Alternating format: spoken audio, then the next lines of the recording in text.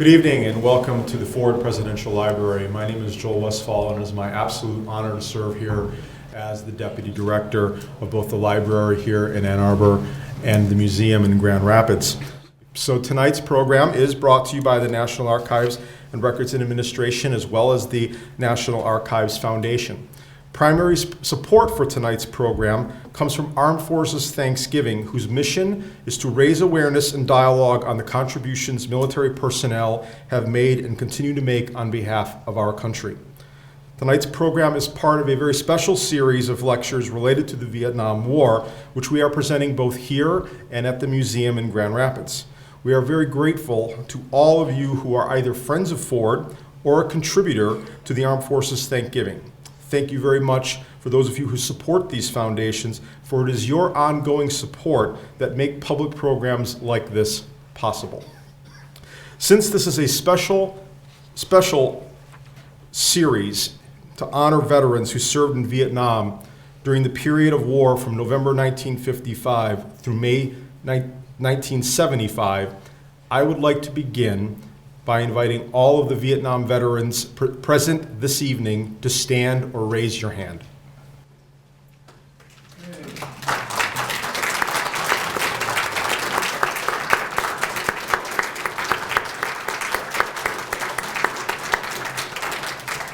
On behalf of a grateful nation, thank you very much for your sacrifices and service to our country. So, while talking with our upcoming speaker at the museum yesterday, we were talking about miigwes, something that President Ford was deeply involved in. And he has reminded me that he wrote an article for Leatherneck magazine on miigwes. And I had informed him that I was the head of declassification for the Department of the Navy, and that he should look into writing a new article on that chapter of history because of all the new declassification on those particular records. I actually worked on them. And he goes, well, no, I'm looking for mostly Marine Corps records, Joel. And I said to him, sir, I was Department of the Navy. You do know that the Marines are part of the Department of the Navy. And he goes, yes, Joel, the men's department.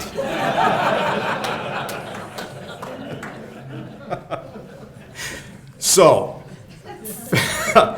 50 years ago, today, one of the largest military campaigns of the Vietnam War began, the Tet Offensive. However, do not tell that to the Marines of Khe Sanh, who for the previous 9 days were being shelled day in and day out. Things were so bad that recently declassified documents have revealed that General Westmoreland actually considered the use of nuclear weapons. Tonight, you will hear a first-hand account of that action.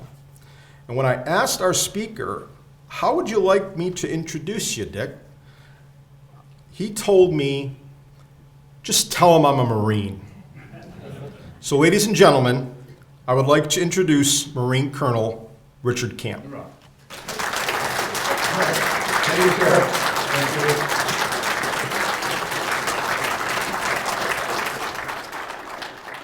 Well, thank you all for coming. Look, what I'm going to talk about is my experience as a rifle company commander in 1967, 1968. Now, Vietnam was many things to many different people. It depended on what unit you were with, when you were there, and where were you located. So my experiences may be totally different from yours, you guys in the back with your hands like this. And no evaluating, none of this tonight. I was 27-year-old captain at the Marine Barracks in Washington, D.C., and that's a ceremonial post of the Marine Corps. And we had white trousers, blue blouse, went over the White House for ceremonies, went to the National Cemetery and the whole shooting match, and a sword, the whole shooting match. And then I had been there 2 years, and I get these orders to Vietnam. Now, it wasn't something that was unexpected, so I traded in my white trousers and my blue blouse and my sword for a .45 caliber pistol and jungle utilities. So it was a heck of a translation, I'll tell you that. I took my family at the time, wife and daughter, to Indianapolis to stay with their parents, and I'll tell you that it was the hardest thing I've ever had to do in my life. My daughter was 3 years old, just basically learning how to walk and run at the same time. And you know, you look at them and you think, God, am I going to make it back? Just like all of you who started out to go to Vietnam. So that was my, oh boy, here we go. I went to reconnaissance replacement school on the way to Vietnam, and that refreshed me on air support procedures and artillery procedures. And so I felt really confident. I had been a Marine for 4 years at that time. I'd been in the infantry for 4 years, and so I was pretty confident in my abilities as a unit leader in the infantry. But that just was the frosting on the cake, because a primary responsibilities of a rifle company commander is not only to maneuver his troops, but also to bring in fire support. And that's how we win battles. So I got to Vietnam in my stateside utilities, which have to be heavily starched, right? Because you got to look the part. You got to have creases and all this stuff. Got out in well over 100-degree temperature and 90,000% humidity, and the starch starts leaking down my arms and legs. So it was a good introduction to Vietnam. You're miserable right off the bat. Didn't have to wait. Went into and when you report into the higher unit, then you go to the next unit, and then finally you reach the unit that you're assigned to. But I went in to the division adjutant, who was a major, outranked me. And I reported, and I said, sir, I'm Captain Camp. I'd like a rifle company in the 4th Marines. And he looked at me like, who the heck do you think you are? I do the assignments around here. And I said, well, I had served in the 4th Regiment. And he said, okay, all right, I got it. I said, but I'll take any rifle company in the 3rd Marine Division. So he looked down this roster and he says, company's open. And you're going to be assigned to the 3rd Battalion, 26th Marine Regiment. I said, great. And as I'm stepping to go away, I said, one of these throwaway lines, company commander rotate? And he said, no, he was killed in action last night. Let me tell you, that is a real eye-opener, because you're going from the theoretical, I'm going into combat, and all of a sudden it's gut level at that stage because your predecessor is dead. You have to catch a helicopter to go to your unit in Vietnam. You don't know where you're going except a name. You don't know anybody. I hadn't been issued any of my equipment. I was unarmed, and I'm in this combat zone. And you think, holy cow, what is going on here? Flew up to a place called Dong Ha. Now, Dong Ha was a big Marine base located just below the demilitarized zone, within artillery range of the North Vietnamese, because they were shelling us. Now let me talk just a second about the North Vietnamese. They had everything we had except aviation. So they had armor, they had automatic weapons, artillery, everything that we had, and they were disciplined troops. They knew what they were doing. Now, everybody's initially common perception of these little guys running around with black pajamas and antiquated weapons and all this other stuff. Never found those guys. The ones I found were armed to the teeth and mad as hell for some reason or other. I went up to get my gear, and the battalion was at Khe Sanh at the time. This is well before the siege. And I remember going in, and of course, the troops all get the word before anything. I mean, if you want something to spread fast, you spread it to the troops and they will get it out. They're better than the NSA. They're much better than that. So they knew I was coming in. I walk into this big tent and they got bins full of stuff, cartridge belts and all the stuff that you wear. And the supply sergeant says, hi sir, I'm Sergeant so-and-so. And I said, okay. And he had all this brand new stuff all laid out for the company commander, the new company commander. All green, brand spanking new. I'm sitting there, I'm standing there, and all of a sudden this old guy comes in. He's probably in his late 30s, old guy, right? And and he's just a miserable son of a gun. He's swearing and he's cussing and he's throwing things and he storms back out. And I looked at the supply sergeant. I said, "Who the heck was that?" He says, "That's your first sergeant." I thought, boy, this is going to be a long tour. Well, what I found out was that he was still trying to get over the fact that his company commander had been killed. He just had not made that adjustment yet. And by the way, he was very professional, and we formed a professional relationship. But that's my initial, oh my word, here I am in Vietnam. Flew up to Khe Sanh, and let's see. Oh, by the way, you see what that is. It's not too distinct, but you can see the sandbags. You see the explosion there in the background. Okay, so I flew up to Khe Sanh, and this is my initial view of the combat base. And you can see that it really was built around a runway, which is about 3,000 feet long, and it could handle transport, 4-engine transport, C-130s, and so on.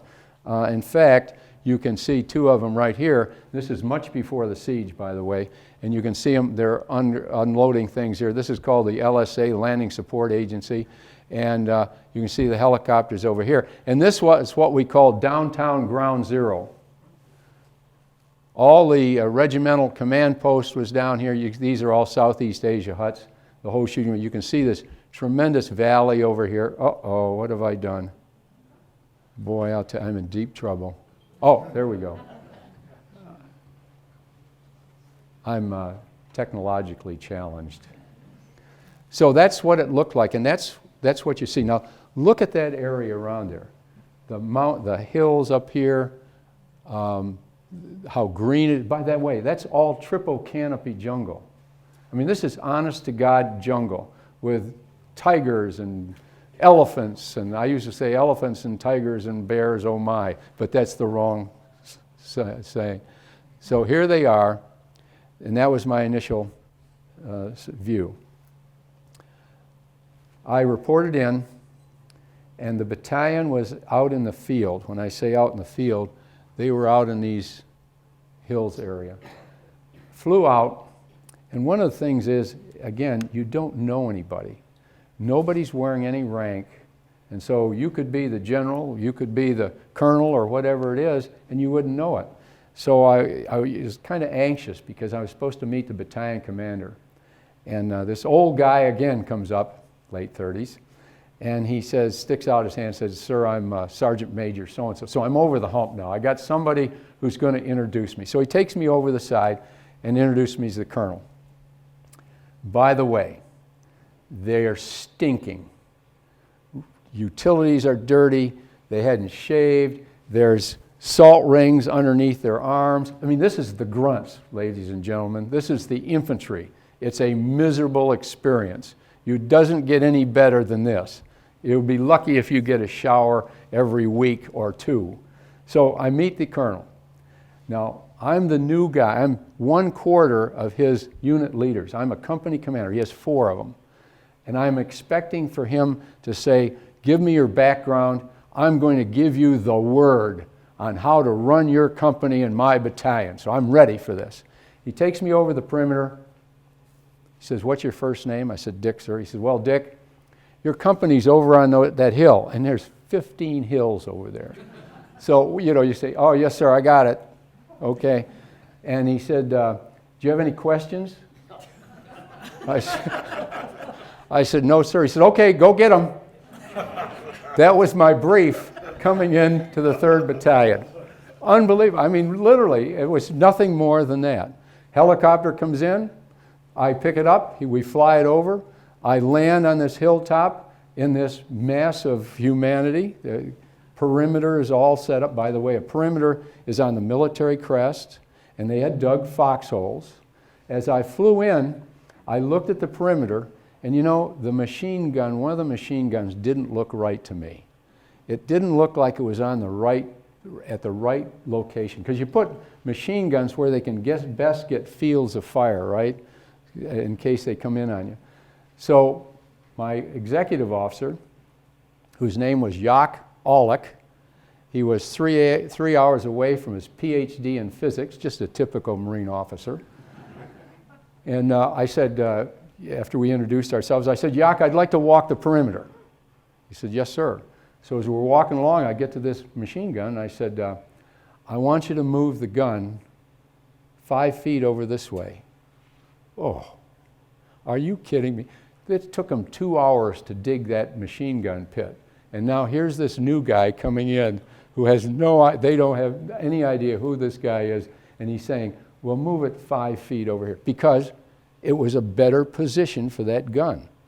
Now, what do you think they did? You know what they did. Marines are trained to obey orders. They may not have liked it, and I'm sure I caught hell when I wasn't listening, but they moved the gun, because that's what we do in the grunts. As we're talking, a platoon came up out of this gulch and out of the thick canopy and so on, and it's a lieutenant. He'd been on a patrol, and he comes up and he doesn't know who to report to, because I'm the new guy, in the XO. He finally stutters out that he'd just come back from patrol, and he thought they had seen something. They thought they saw some footprints. So I filed that away. That night was calm, nothing went on. Next morning I said, okay, let's go down in that valley again. Let's go down that gulch. Let's take a look at it. So I saddled up a platoon. We go down this gulch, and you're literally holding on to vines to keep from sliding down into this stream bed. And the stream bed is a little stream, and it's about straight as an arrow for about 50 meters. Scared me to death. Anybody know why? Because if they'd had a gun at the end of that damn stream bed, they could have just wiped us right out. And you're being very careful now. This is what's called situational awareness. You're looking around, you're looking to see what's beside you, in front of you, below you, because you never know where they are. And the North Vietnamese were excellent in camouflage. And oftentimes the only way you knew they were there was their opening burst of fire, which knocked down your troops. That's the only way you knew they were there. And oftentimes they initiated the contact. You're trying to find them, you find them, but they're ready for you. So we get in this stream bed. New company commander, right? The company commander, the SOP is, the company commander should be where he best can control his unit, which is behind the platoon commander, about 6 or 8 men back. Well, the new guy, that's me, I walk up and I get about 3 men behind the point. Shouldn't be there. Because if anything happens, if they open up, they get the company commander, then who calls in the fire support, so on. So the point man, by the way, who has his weapon on full automatic, his next man has his weapon on full automatic. They do not have to ask permission to fire. They just shoot if they see something that they think is going to be a threat.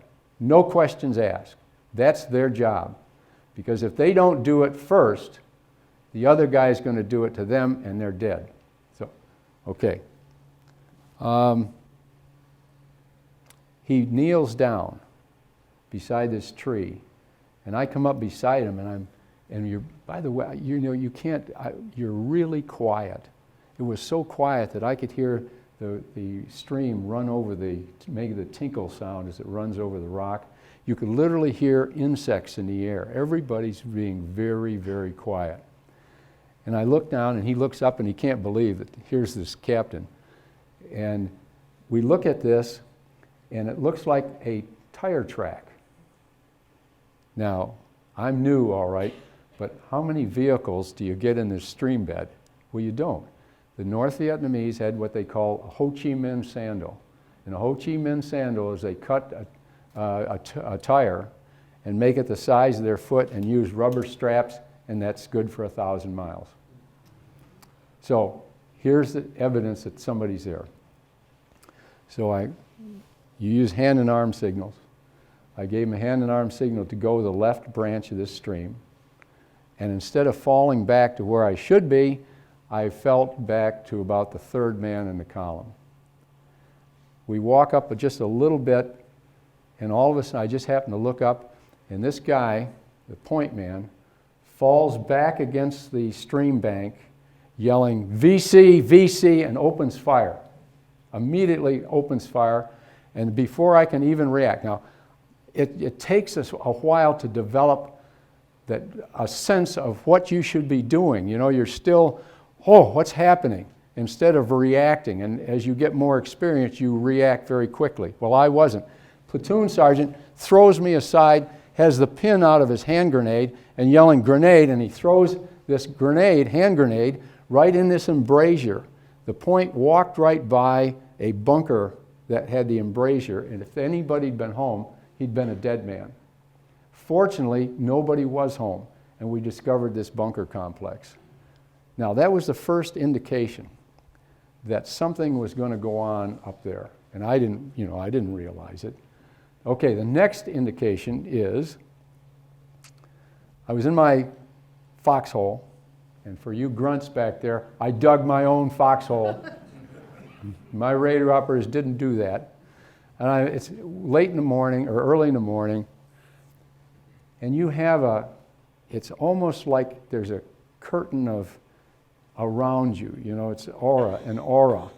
And if it breaks that, you have a tendency, you wake up immediately. I mean, you're just alert. So my radio operator crawled, and he got close enough, and I said, "Who's there?" He said, "Skipper, it's so-and-so." And what had happened is that we had a listening post out. Now, a listening post is 3 or 4 Marines that is maybe 50 to 75 meters in front of your lines on a likely avenue of approach that the North Vietnamese may use. So they're out there all by themselves. You can imagine, how'd you like to be out there, dark as pitch, out 50 to 75 meters in front of your lines, all by yourself? Let me tell you, eyes about this big around. They're really tense. And they had said, they had identified 5 North Vietnamese walked right by them. Oh, adrenaline is pumping through you. My SOP in the company was that I took over responsibility of that listening post. The platoon commander had sent them out. I took over responsibility, and I made the decision that we would reinforce the listening post. And I took my ammo humpers, ammunition carriers, from the 60 millimeter mortars, and I said, I want you to go out with the lieutenant and reinforce the listening post. Now, you've got a moving 8 or 9 Marines going out there. You've got a stationary listening post, and you've got North Vietnamese moving. Let me tell you, that is very, very tense. Any second, something could go wrong. They made contact.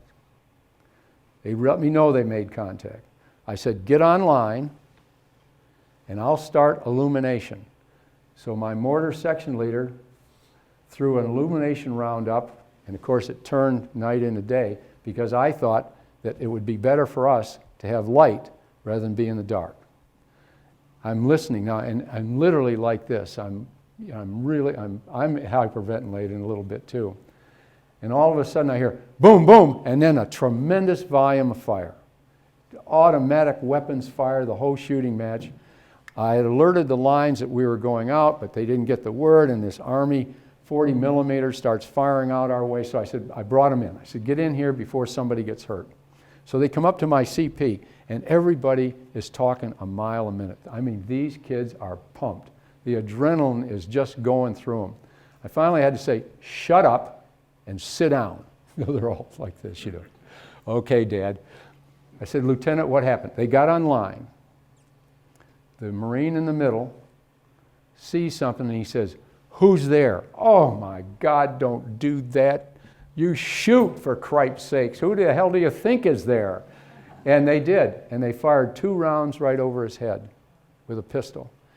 Now, I got 12 Marines out there, and they all have their weapons on full automatic. And they all go, whoa! So you got 20 rounds per Marine times 12. You would do the math. I can't. It's too beyond me. And then, because everybody's empty of their weapons at the same time, guess what happens? They're on the ground. I'm fumbling for my magazine. He's fumbling for hers. All of a sudden, you get this 40 minutes, so I call him back. Next morning, I said, well, we're going to go out and take a look at them. Because normally the North Vietnamese tried to drag away their bodies, okay, so you didn't see anything. So sent out a detail. And this Marine jumps up and he says, "Skipper, come here, come here." And I said, "Okay." Shoot. There they are. They got the 5 of them. They got 5 North Vietnamese. And they were shot from their toenails to the top of their head, and the ground looked like it had been raked. I mean, all those rounds were right on target. Now look, I'm not bloodthirsty, okay? But let me tell you this. Marines 5, NVA 0. That's the best way to go. The hell with them. Okay, so that's what we got them. Welcome to Khe Sanh. This is how it looked. This is the combat base down here. I don't know if you've heard of Lang Bay Special Forces Camp. It was overrun during the Tet Offensive down here. It's close to the Laotian border. The North Vietnamese overran it one night with tanks and infantry, and they killed and wounded several special forces and mountain yard defenders, and then they got out of there. Here's the combat base itself. This just gives you an idea. This is the Route 9 and the, well, son of a gun. All right. What have we done? Okay. And so the North Vietnamese blockaded the road. And so they cut off the combat base right down here. Okay? Now this is what it looks like around the base. Here's the runway. This is that Route 9. There's the village of Khe Sanh. There's the Lang Bay. And here are the hill positions. In fact, we have a veteran right here. Stand up for a second. Here's a survivor of the 881 South right up here. Spent 77 days up on that hill. We ate enough dirt. Yeah, 77 days, and all they could do was absorb rockets and artillery, mortars, and sea rations for that whole time. Now we had to have these hills because they overlooked the combat base. And this right up here was a radio relay station. But this whole ridge line just overlooked the combat base. I said one day some of that foliage is going to drop down and you'll see thousands of North Vietnamese up there just laughing at us. Okay, there's our friends. Right after and this was at just before Christmas, in first part of January. January 21st, it was a beautiful night at the combat base. It's on a plateau. It was very peaceful. There was a moon out. It was cool temperature. It was just absolutely gorgeous. And I was sitting outside this above ground bunker with my platoon commanders, First Sergeant, the gunny, the corpsman, the radio operators, and we're talking about home. You know, thoughts are a million miles away. And all of a sudden, boom, boom, boom, boom, boom, boom. And it was incoming artillery, which I had experienced before. I am proud to tell you, you vets, that I beat every one of those veterans to the bottom of the trench. You don't kid around. And in it came. And for us, that was the start of the Tet Offensive. I lost 2 troops that night. One Marine was sitting in a trench, and an artillery round landed on the edge of the trench and took his head off. And another one was sitting in that trench, and he took a piece of shrapnel in the eye. Lost 2 troopers that night. Now, you can see, there's the runway. There was my position up here, Lima 326. It was the red sectors. This is the forward operating base. They're special forces, and they used to operate over in Laos and so on. And you can see what we've got just around that runway. This is downtown ground zero that I showed you. There was the regimental command post right here. And so that's all that we had. Initially, as I mentioned, we got supplied by transport aircraft. They would fly in. They'd generally fly in this way, come around here, unload right here, then come back out and fly off until the siege started. And the next one of the aircraft came in over this. The North Vietnamese had a 12.7 anti-aircraft machine gun at the end of the runway and chewed him to pieces, and he started burning. So the aircraft is burning, coming in. The pilot was a warrant officer, Wild Fang. What a name. That's a great name for a Marine. But old Wild Fang was an experienced aviator. He was able to land it, bring it down here, and then get it off the runway a little bit, but it burned up, and we lost an officer and several troops on board. The officer was a supply officer. He had orders home, and he wanted to come back up and say goodbye to everybody. I sat there with a battalion executive officer, and the XO said, "Do not come up here. It's not worth it." He did it anyway and was killed on the aircraft. And there it is, folks. That's the incoming. There's 2 rounds right there. You can see that we left most of the tents up in those Southeast Asian huts, but they were just chewed to pieces. Shrapnel just filled them. But there's 2 big artillery rounds that landed right downtown. Every day we received incoming mortar, rocket, and artillery. The most I think we ever received in one day was 1,400 rounds. That's a lot of stuff.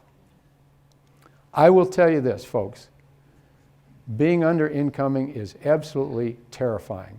It scares you to death because you can hear the pop as it breaks a sound barrier. And then you hear, "Zhoo!" And you better make a decision as you hear that tearing sound, because in it comes, and it feels like every one of those damn rounds is going to hit you right in the back. Right in the back. It's absolutely terrifying. And there's a close one. Now you can see right here, there's the perimeter wire, and there's the explosion. They were a little off. Now, the NVA had the same maps we did, and their coordinates. All they had to do was figure out the coordinates, and there's the runway right there. And so they just put that in their artillery and just keep shelling us. They didn't need observers. They knew where they could hit us. That's an overhead view of what the combat base looked like after we started digging in. And you can see the outline of the trench system. And by the way, we dug our own trenches. We had no mechanical vehicles up there to dig trenches for us. And our trenching tools were this big. And I'll show you some of the trenches. Every day you dug. Every day you filled sandbags. Every day you tried to strengthen your positions. I had a rifle company. I had about 180 men on the lines. We stole everything we could find, but it was stuff that would build up your defenses. We would steal concertina wire, we'd steal mines, we'd steal whatever we could find to strengthen our positions, because we always felt the North Vietnamese were going to come in on us. Every day, the North Vietnamese would dig their trenches closer and closer and closer to the perimeter. I don't know if you've ever read Hell in a Small Place. It's about the siege of Dien Bien Phu.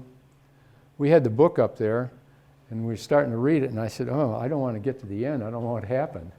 But the Viet Minh beat the French and took them capture. And as you turned the page, you could literally see what the North Vietnamese were doing. Literally, they were using the same playbook. And yet, we were hitting them with massive amounts of fire support. Not just artillery, but aviation. We had 300 flights of fixed wing every day, average. There was not a minute of daylight that there wasn't an aircraft coming in or pulling off the target. Napalm, 500-pound bombs, all the time. Plus 9 arc light strikes. Now, an arc light strike in those days was 9 aircraft in sets of 3, 6, 9, loaded to the gills with 500-pound bombs. You never saw them, you never heard them, except that all of a sudden the ground would shake and you'd hear, vroom, everybody said, arc light, arc light. But 9 of those and all this. The jungle canopy started about 1,000 meters outside the base. When the siege ended, there wasn't a tree standing. Not a tree for miles. You invite the U.S. to your party, you better be ready for a hell of a fight, I'll tell you that. This is the typical, here it comes, incoming. And you can see they're a little excited. But look at that trench. Those are our own sandbags. They're going for cover right here. I will tell you that you see their helmets. By the way, you can pull your helmet down your ankles. You can get them down there. It all depends on how scared you are. Just look at this. There's his jungle boots, his utilities. There's the flak jackets that we wore. Those are the helmets and so on. But those guys, you didn't wash. And we're up there for 77 days. You can imagine what we smelled like. EPA hazard site, I'll tell you. That gives you an idea of what it looks like. This is a bunker, obviously, with all the sandbags. But look at the trash. I mean, there was rats and all this other crap up there. And sea rations for 77 days. After a while, these little green cans and their contents get real old, I'll tell you that. Real old. You can read that. He wasn't lying. Okay, this gives you an overall view. You got the helicopters coming in for resupply right here. Now you're going to ask me, okay, what is that? We used to take 55-gallon drums and cut them in half. And you'd put diesel fuel in them. And you'd cover it with a board with a hole in it. That was the crapper. There is no privacy in the grunts. But every morning, you'd take the Marine who had made you the maddest that particular day, and he had to take his 5-gallon can of diesel fuel, and he'd have to burn the crapper. And that's what's happening here. We got a little action. Again, you see the dust from artillery strikes, but you can start to see the perimeter. And that was all hand dug. We were fortunate up there that the ground was solid, it was clay, and so it held together. So once you dug it, it would stay basically the same way. And we were fortunate in that sense. It was easy to dig, and like I say, everybody dug every day. It was easy. I dug. You drive two barbed wire stakes in the ground, overlap the sandbags, 4 or 5 things of shovels of dirt, and it's done. And you're doing that all day long. You're making sandbags. And there's a real close-up. There's a real Marine. He's shaving, man. He's going to go on parade. But look at that trench line. Now this is, you can see the embrasure here. That's probably a gun position, just in case the North Vietnamese. You can see the hills out here, and you can see the type. There's barbed wire out there. At one time, we had 4 or 5 rolls of concertina high back at the base. It would be 5 or 6 feet high. And tanglefoot, which is interlaced wire, barbed wire, about ankle high, that was 25 meters thick. Then we got the engineers to put mines in. I mean, we were really preparing for the North Vietnamese to come in on us. Now, I show this. This is a well-dressed Marine, what we're all wearing. But that's an above-ground bunker. This is before the siege. Look at that rascal. Hell of a target. Okay? This is what it looked like after they started shelling us. Camouflage up here, and you can see how thick that roof is, the whole shit. We bribed a CB to dig us, he had a front end loader, to dig us a combat operations center, which is the nerve center of the battalion. And he dug it down about 10 feet in the ground. It was about 6 feet wide and about 20 feet long, and we put all the battalion communicators and radios and everything else in there. We put runway matting, which was thick runway matting, heavy aluminum to cover the top. Then we put crushed rock.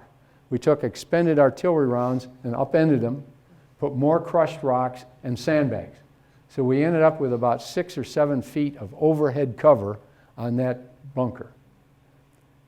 The North Vietnamese were shelling us from the Khe Sanh Mountains in Laos with artillery pieces. My lines happened to be on the gun target line. In other words, the gun target line is where the gun fires and it goes straight over our heads to downtown ground zero. And every day, our hill positions, he was out there and they could hear the artillery pop. They would get on the radios and yell, "Arty, Arty, Arty, Khe Sanh Mountain," and give us an azimuth. And that gave the base about a few seconds advance warning, and horns and sirens would go off all over the base to alert us that we're going to get incoming artillery. So this one day, I'm handing the operations officer a can of C-ration coffee, and I hear, "Arty, Arty, Arty, Khe Sanh Mountain, 220 degrees." And I remember thinking, where is that SOB going to hit? The next thing I know, the lights go out, there's heavy dust in the air, and there's this pregnant pause where everybody's going like this. And finally says, "Is everybody okay?" We took a direct hit. It was a point detonating fuse, and yet, which means it explodes the minute it hits. It took out 4 feet of our overhead cover. If it had gone just another couple feet, you'd have another speaker here tonight. But a direct hit, let me tell you, that gets your attention. Two Marines were walking close by it. The explosion, the force of the explosion threw them out, threw them down, and they're laying there unconscious. And they woke up. We brought them to, the corpsman brought them to. They weren't hurt. And one of them said, "Don't mean nothing." That was a standard saying in Vietnam. The world could collapse on your head and they'd say, "Don't mean nothing." It's our way of coping, I guess. They hit the ammo dump. Hundreds of tons of ammunition exploded. Artillery and small arms and everything. So July 4th has nothing for me. Once you've had an ammo dump gone, Betty, it's ruined your 4th of July. And it also hit the stockpile of CS gas. Now CS gas, I mean it sounds bad, but CS gas is an agent that will kind of incapacitate you. You know, you leak from the nose, the eyes, and the whole shooting match. Well, we all had our gas masks. So I'm putting on my gas mask, and one of my platoon commanders, a stalwart, he goes for his gas mask, but guess what? He had his gas mask container filled with cookies. Have you ever tried to stuff a cookie in your nostrils to keep the gas from coming in? And that's an aircraft coming in the next day to bring in more ammunition. There it comes. That's a 30, yeah, C-130. Okay, and this is when the runway was still good. Now, here's a C-130, and now they're starting to shell the runway, and you can see the explosion right there. That guy better get his buns off that runway or he's not going to go. And there's one that's Wild Fang's aircraft that took the hit, and you can see the spray coming out. Some of the crewmen trying to get out right now, and that's where we lost the lieutenant. And there it is. It's burning right there. There's the crew chief. So that shut down the runway. So how the heck are we going to get supply? We got 6,000 men up there. Some Army, few Air Force, but the bulk of them are Marines. So how do you supply them? One way was this technique of coming in 6 or 8 feet off the runway with palletized stuff in the back of your aircraft. You deploy the parachute comes out, it drags the pallet out, and then the pallet slides along the runway. They did that for a while, but it ruined the runway, you know. Not only that, but they dropped one long, and it ran over a bunker and killed a couple of Marines. So that was out. There we are. That's how they supplied us at Khe Sanh. Parachutes bringing in supplies. Now, among the supplies they brought in one day, they were worried about morale, right? You always worry about morale. They brought in cans of Coca-Cola. okay? Everybody got a Coke. And as they brought in the Coke, guy right behind him collected 10 cents a can. I could not believe, I mean, it was more of a joke than anything else, because we're dropping millions of dollars worth of ordnance out there, and we have to pay 10 cents for a damn piece of can of Coke. Next thing they did, come heck or high water, Marines get paid. We're going to get paid once a month. They had a pay roster. How much money do you want this month? Well, I'll take $5. Where are you going to spend it, Marine? But they flew in an officer with hundreds of thousands of dollars to pay the troops. I had to have a pay officer. He spread a 2x4 in front of his bunker. He lays out the 5s, the 10s, the dollars, and the 20s. And we'd send them up by fire team. First fire team, first squad, go get paid. They'd scamper up there and all fall flat because we're taking incoming. So he'd say, camp. Camp would run up there in a lull, and he'd say, $5. Camp would shove off. Well, he ended up paying everybody. I was walking around the perimeter right after pay call, and this Marine's got a handful of money. I said, what are you doing? He says, well, sir, the lieutenant's 200 short, and we're going to take up a collection to pay. And I said, no, take that money back. I'm going to write it lost in combat. So I wrote a letter, lost in combat. 2 years later, I get a phone call from that lieutenant. Sir, they're after me.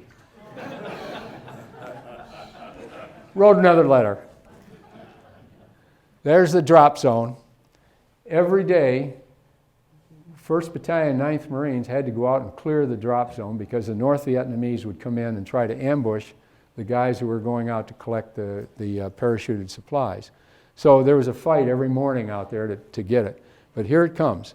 And you had to collect it and then distribute it. Okay, there's talk about artillery rounds. I mean, I have to hand it to the artillery because when we were starting to get incoming, we'd all hit the trenches. The artilleryman would stand up there and fire back at them round after round without taking cover. The trouble was the North Vietnamese had us outranged.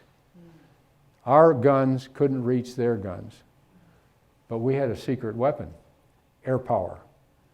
I listened to the air nets one morning, and first of all, the aerial observer up there said, hey, anybody see trees with wheels? And he chuckled. Oh. Well, they were bringing up their anti-aircraft guns to keep our air power high enough so that they could operate freely. But we got them before they could get employed, and then we knocked them out.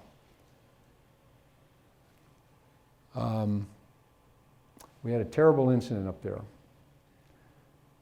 We had a patrol go out, a platoon-sized patrol, and the lieutenant's orders were not to go beyond sight of the wire. You will not go. Everybody had been taught that you don't chase the North Vietnamese. You do not chase them because they could lead you into a trap, possibly. This lieutenant saw 2 North Vietnamese and he said, let's go get them. Went right into a horseshoe ambush and they got massacred. And I was monitoring the air nets, and you could hear the aerial observer up there almost in tears saying, are those Marines? Are those Marines? They're getting killed. They're getting killed. We couldn't even go out to get them.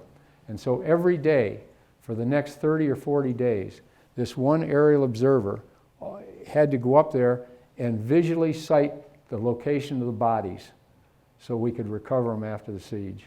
But just a terrible mistake. Okay, there he is. Close air support. And you can see where our lines are, and you can see where he's bombing. This happens to be, I believe, napalm. The first day I can recall the aircraft coming in was a Sky Raider flown by a South Vietnamese, and they're loaded with ordnance. And he comes in the target, comes in, goes right in the target. Big explosion. I don't know whether he was shot or whether he had target fixation or what, but he went right in the target. The next day, an A4 comes in, Marine Air single engine jet, And he comes in, he goes in the target, he pulls off, and you could hear boom, boom, boom, boom, boom, boom. The 12-7 shooting at him. He came right up out of the cockpit. Aircraft was hit, and he came out of the cockpit and in his parachute and landed right on the runway. When his rubber boots hit that runway, you could see the smoke curl up, going for cover. And there they are. Those are the buffs. Big, ugly things. 500-pound bombs. Hill positions. This, I think, is 950, and you can see in the background here, there's the runway. That's correct. Okay. And this was a radio relay station. I don't know why the North Vietnamese, I think they attacked it once or twice, but they didn't really take a massive effort to get it. But there was only 20 or 30 Marines up here, and what they had is they had devices that they could relay the radio signals to another location. There they are. That's what it looked like up on those hill positions. 77 days. Talk about close air. That's below us. That aircraft is coming in below us, and he's coming in to strafe and bomb. Now, napalm has been outlawed, but let me tell you, it was great stuff. You know, it would smother and then burn. The hill positions, because the North Vietnamese had them ringed with anti-aircraft guns, we had to supply them. And to supply them, you had to bring in helicopters. That was the only way to do it. And as they brought in the initial helicopters, they got shot down. There was one right out of 861 or 881 south.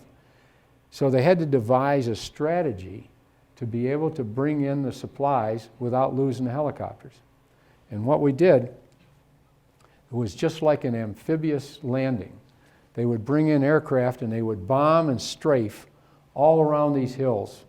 And they'd hit targets that we'd picked out the North Vietnamese, and they would bomb it. And then the last aircraft in would smoke it to keep the North Vietnamese observation down. So there's the guy coming in with smoke, and that would all dissipate, you know, and then keep it down. And then right behind him would come the aircraft with sling loads. It would be hanging below the helicopter, just like that. They would come in, they would not have to land. They just touch down like that and then get the heck out of there. And it saved a lot of aircraft. However, the NVA had the landing zones or the drop zones zeroed in. And so once they determined which drop zone it was going to be, they would mortar it. And so I lost a radio operator that they lost a lot of people who could handle this. And he begged me to go, and he volunteered. I tried to talk him out of it, but he went up there and was killed. I would be remiss if I didn't mention our corpsmen and doctors. Every Marine outfit, its medical support comes from Navy corpsmen. We love them. They're our guys. My senior corpsman, when he was ordered out of the company, cried because he was losing his practice. The doctors at Med Battalion were surgeons. They would perform the first treatment on casualties to stabilize them and then get them out of there. And then this is obviously not before the siege, or not before the siege, because they're upright. In order to get out of there, I had orders to leave, and it was the greatest day of my life because I'm getting out of that damn place. But it was also the worst day of my life because I had to go downtown ground zero to catch the helicopter. In order to do that, I was smart enough. I said, okay, I'll go over the Med Battalion and see if they've got an emergency medevac. That's a hell of a note, isn't it? I'm waiting for somebody to get badly wounded so I can fly out of there. Emergency medevac was danger of life or limb. Priority meant he was serious, and then there was routine. So I waited in the doctor's bunker, and a fellow phone rang, and they said, Dick, we've got an emergency medevac. So I came up, and there were 7 of us to fly out. 4 of us got on that stretcher. We got behind a blast wall, sandbags about 5 feet high, and we waited because the helicopter landed and they would mortar it. So I knew that. So as it landed, the ramp went down, I said, go! We set the Olympic record for the stretcher carry. Got on board, and it stays there churning and burning. And I was dying. I said, get out of here, for cripe's sake. And they said, you 2 out. They looked at 2 Marines, and they said, you get out, and they brought on 2 bodies. And that's how I flew out of Khe Sanh. So, okay, and then that's just a scene up at 881 South. The lieutenant knew a few bars of To the Colors. Every morning, at a different time, different location, they had this pole with an American flag on it. He would start playing To the Colors, and everybody'd stand up and salute, and they'd drop because I think it was 40 seconds later, the North Vietnamese mortar rounds would impact the hill position. But every morning they did it. That was Captain Demby, who I was in the CP with them, and he was talking to a lieutenant. I can't remember his name, but he was saying, how can we keep morale up on this in this position? And it was Captain Demby and the lieutenant that thought of this idea.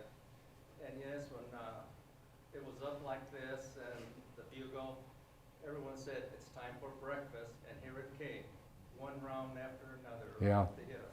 That's something to look forward to every morning. Yeah, but that,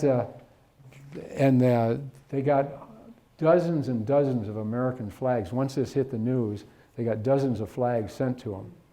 There was one Marine who was due to come up there, and he was flying in, or he was with a pallet, and the wires that held it, and his foot got trapped in the mesh, and the helicopter took off, and he's hanging by his foot caught in the ropes, and they had to land down at Khe Sanh, and he was a little shaken up at that stage. But, okay, questions?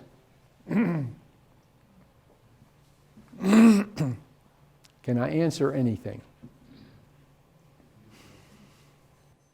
Yes, sir. Thank you for the presentation. I think they want you to use the mic.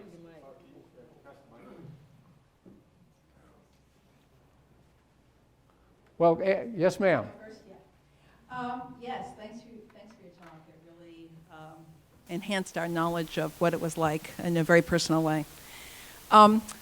My family and I are traveling to Vietnam in a couple of weeks, and we will be there for Tet. Well, we marked the 50th anniversary on our calendar. I'm sure they'll be marking it on their calendar, which is next month, and we will be there for that anniversary. What can we expect? How will they mark? How do you expect they will mark that anniversary in Vietnam? And then what should we be sensitive to not say or to say? Well, they'll probably take you prisoner. That's what I was wondering. Should No. I take insurance?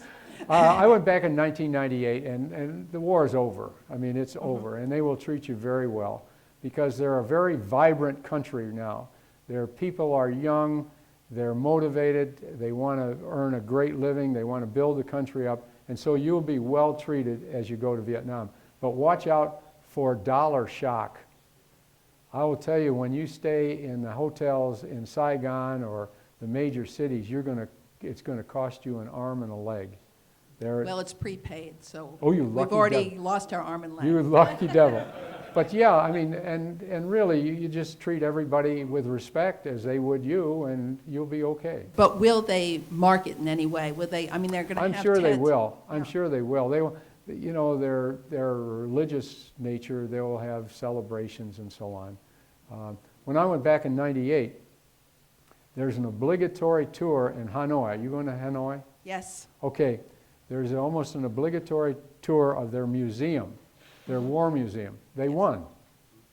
So outside the museum, when I was there was a big pile of American aircraft. including a SAC bomber tail with the SAC insignia.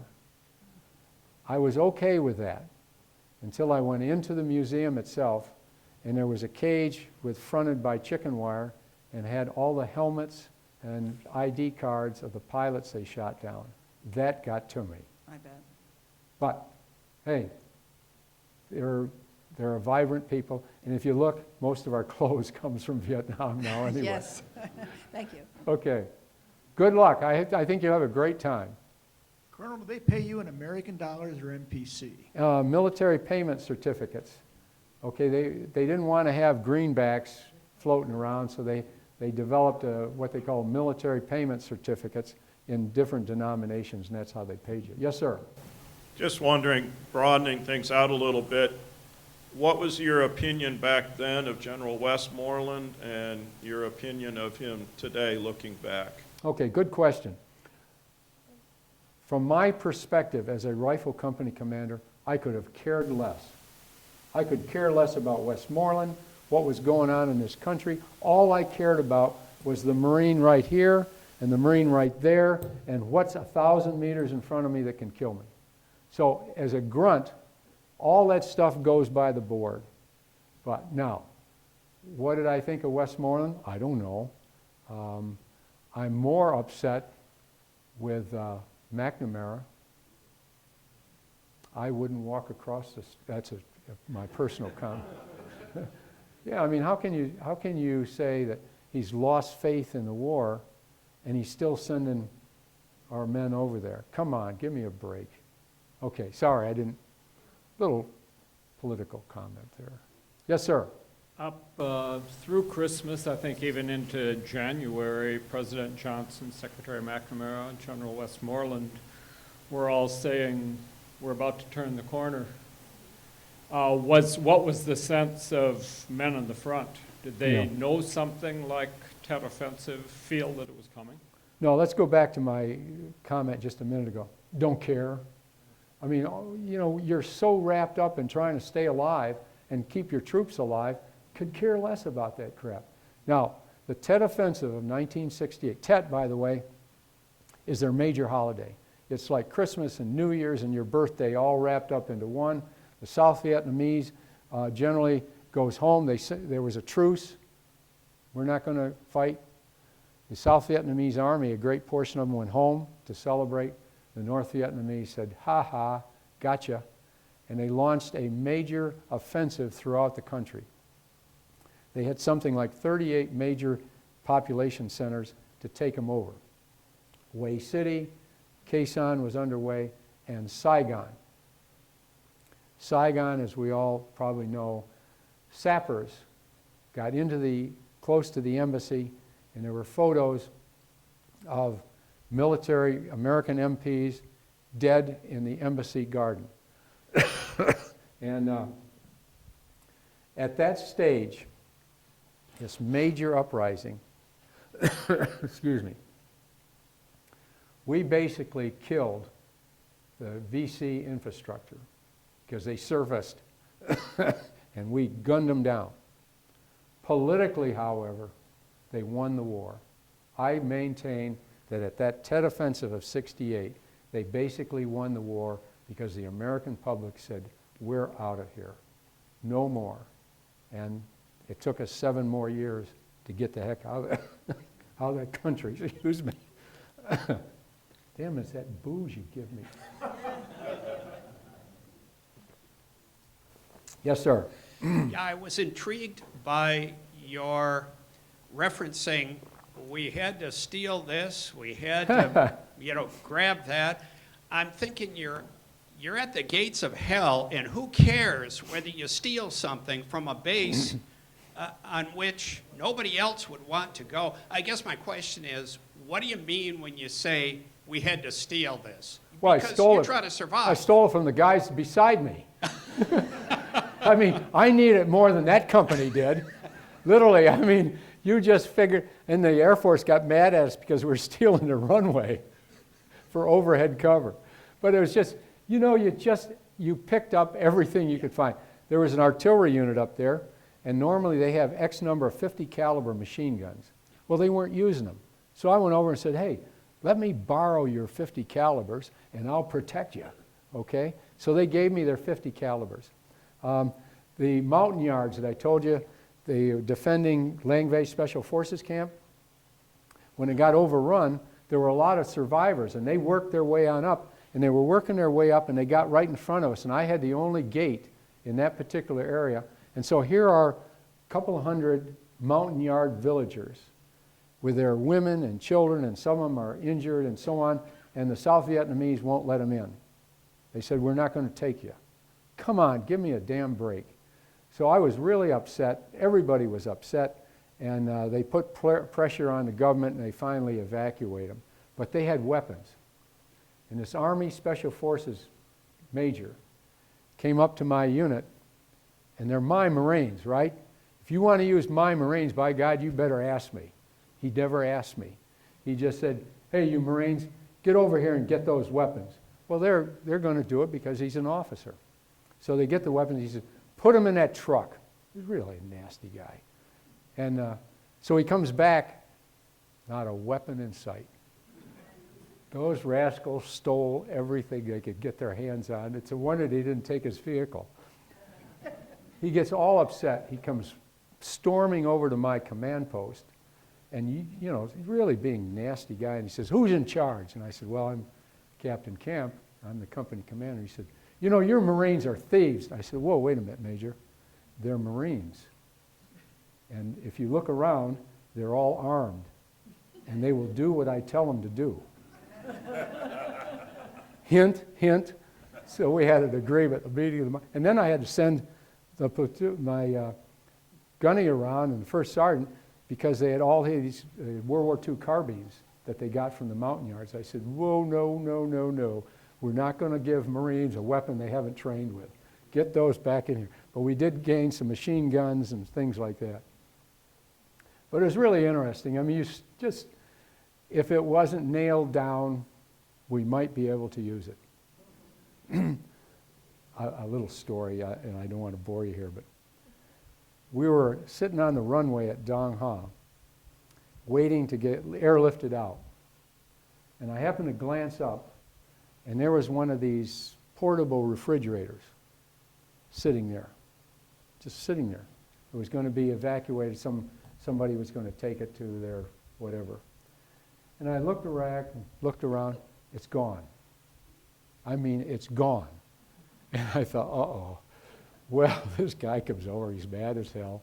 Said, you stole, said, I don't know what happened to it. It was there, and now it's not there. And got up to Khe Sanh, and guess what's in our gear? Bunch of thieves. What else? Anything else? Yes, sir. I got over there in August, late August, at Khe Sanh. And the first sergeant had all of us new guys in. And when he got done talking, any questions? I was over there in 65, 66. Came back to the States, and I didn't like the duty back here. So I volunteered to go back over.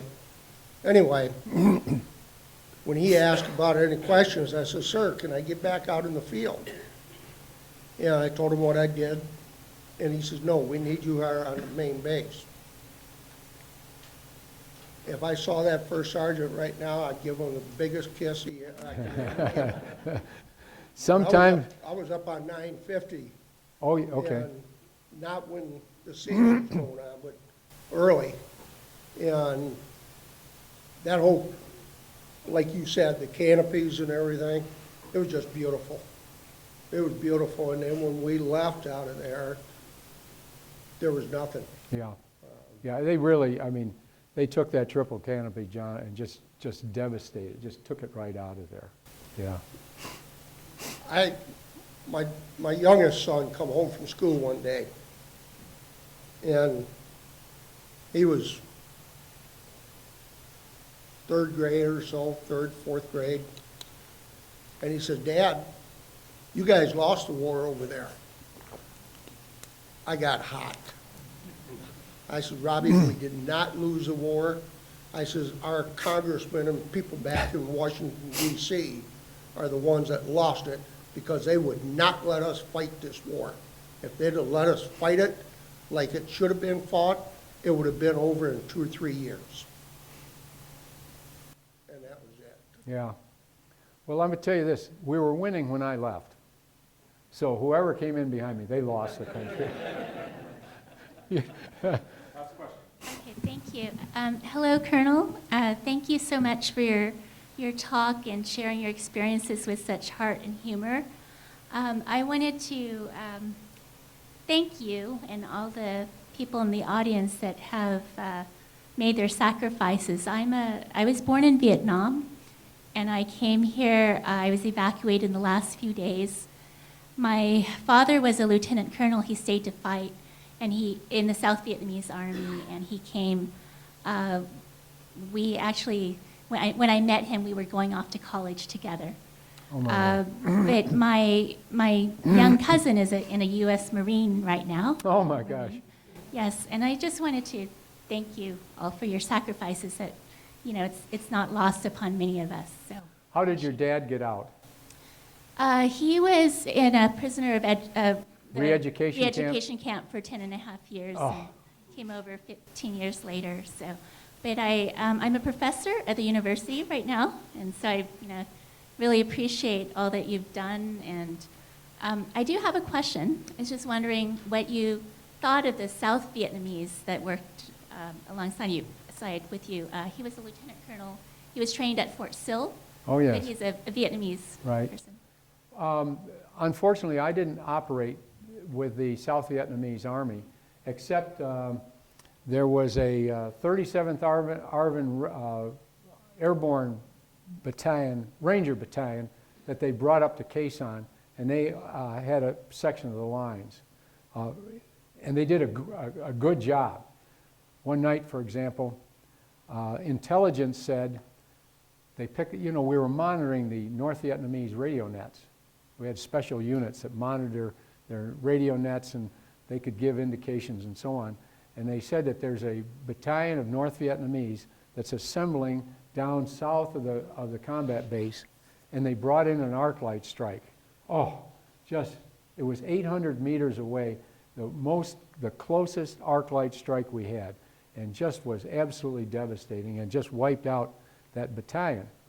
But I remember the ARVN Rangers went out, and there was a trench that paralleled their own, and there was about 50 North Vietnamese, and they're all dead. And then they went all a bit further, and all they could find was pieces. But yeah, they did a good job. Good job. Yes, sir. Sir, from the hill, we could look down on the base, and they were on the south side, like you said, and you can see the green flares going this way, you can see the red flares going that way. I mean, it was just like a mat. Right. They were just going back and Yeah. forth, back and forth. Of course, the green was the enemy, and the red was us. But you could see it continuously. Small arms snap as they go by you because they're breaking the sound barrier. So you hear that snap, you better decide what's going to happen here real quick. Thank you very much.